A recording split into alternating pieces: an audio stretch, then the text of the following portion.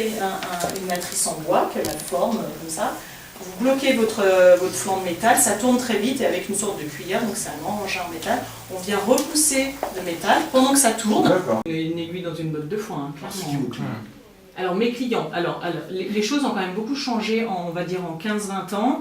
À l'époque, les antiquaires nous faisaient beaucoup travailler.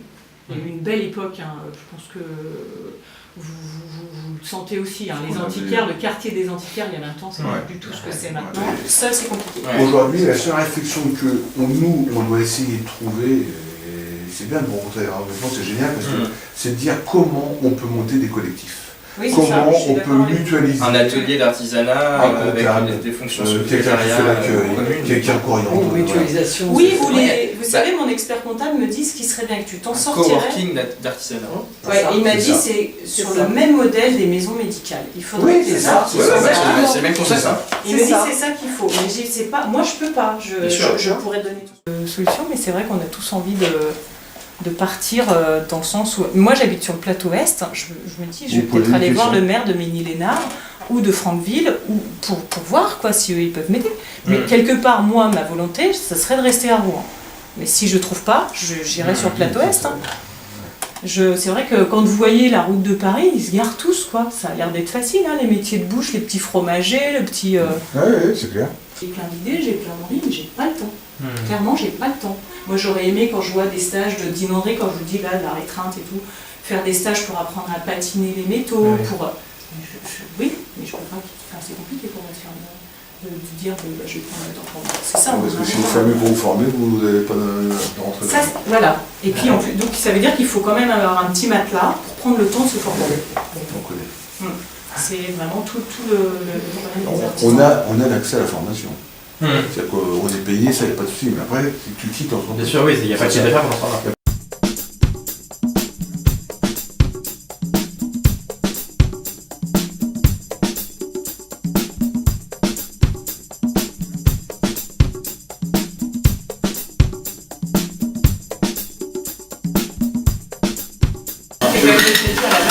Vous avez appris votre métier? Moi, je fais mon CAP et mon BP. Ouais. Et après, j'ai des mentions traiteur et BTM au CFA de Rouen. D'accord. Moi, Baptiste. Lycée Georges Non, Baptiste. ah non. Pas Moi, j'étais pas à Rouen, non. Non, moi j'ai fait un CAP cuisine, pas pâtisserie. D'accord. J'ai fait un CAP cuisine en accéléré en 9 mois il y a déjà quelques années. Au lycée hôtelier de Bernay. Ah oui, ok. Et une reconversion en 9 mois, vous faites ce... C'est ça. Vous avez fait la Ouais. reconversion. Après la communication marketing.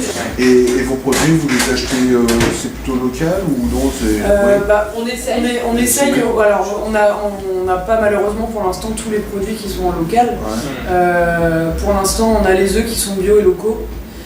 Les fruits, quand on peut, c'est local, mais bon, à part les pommes et les poires, et puis les framboises un petit peu, bon, c'est pas évident d'avoir tout du local. L'ananas, c'est pas facile. Voilà, l'ananas de Normandie, c'est un peu compliqué, mais par contre, on achète tout en bio pour les fruits. D'accord. D'accord. On fait du jus d'orange pressé, c'est fait avec les oranges. Et est-ce que vous revendez là-haut? Alors, les jus de pommes, c'est du bio artisanal qui est fabriqué à Caen. Ah, génial. Le coq toqué.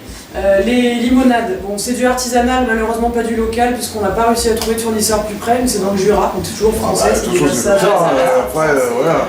Les thés et les cafés, c'est les torréfacteurs normands qui sont place Saint-Marc. Voilà. Les chocolats, tous les chocolats, le praliné, la pâte d'amande qu'on utilise, on achète tout chez Michel Puzel, chocolaterie dans l'heure. Chez Michel Puzel, voilà, bien sûr. Donc on veut vraiment c'est bien. Vous êtes vraiment sur du local, quoi. On donne des noms à tous nos cupcakes. Oui, ça arrive. D'accord. Ils appellent maintenant, quand ils nous disent ce qu'ils veulent en cupcake, faut leur donner une personnalité à chacun. Un petit peu, ouais. Et puis, c'est pour toucher les gens, quoi. Les gens maintenant ils sont là, alors je voudrais un Marcel, un Rosemary, un Léontine. Ils disent plus les goûts qu'il y a dedans. Donc ça leur donne un petit côté particulier à chacun. On essaye par exemple de trouver des prénoms un peu à l'ancienne qui nous touchent aussi parfois. Donc on fait des petites pâtes à l'avance parce qu'il faut qu'elles soient congelées pour pouvoir les tremper dans le chocolat, sinon malheureusement ça reste dans le chocolat. Et donc après,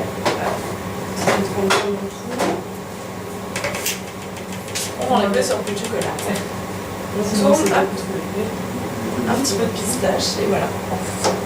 Ah, c'est ça. Moi je vais me planter royalement, mais bon, c'est pas grave. Non, ça devrait aller. J'incline.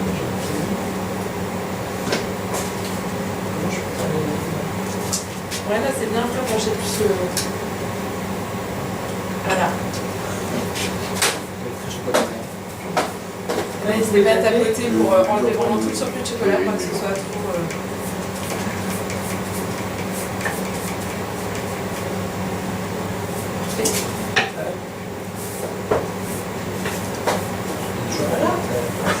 Non, c'est bien. Et voilà. Bravo. Elle est quand même beaucoup plus chocolatée que la vôtre. Le gourmand. Bon allez, on refait. Il n'y a rien de mieux que l'expérience. La permanence est pas trop loin. Si vous avez besoin d'un stagiaire, vous se députer de la temps en temps. Mais ils sont pas ouverts dimanche, c'est moi pas très bien disponible.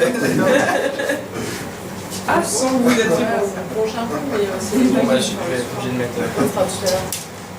Ça, vous goûtez le produit. Par contre, le chocolat coule pas. Bah, c'est justement pour ça que c'est important que la pâte soit congelée.